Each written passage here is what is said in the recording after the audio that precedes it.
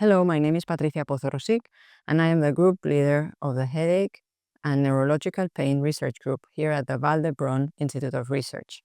And we are very grateful that our paper on the APPRAISE trial, published in JAMA Neurology, was selected as one of the most relevant papers published by the Institute. What was the paper and the trial about? APPRAISE was a pragmatic, multicentric, double-blind, randomized trial where anti-CGRP therapies were compared against standard oral of care.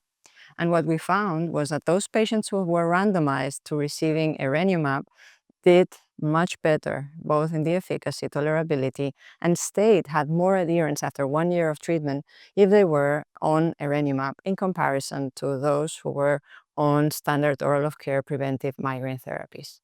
The importance of these findings are related to the fact that anti-CGRP therapies are actually better than what we had before for our patients, but not only that we should be treating early our patients within the disease evolution in order to improve outcomes of the new anti-CGRP therapies. So for the future, we are working on trying to fully demonstrate in longitudinal cohorts that if we treat patients as soon as they need migraine preventive treatment, the outcomes of the disease, so midterm and long-term outcomes, will be better. So let's see what the future has to bring.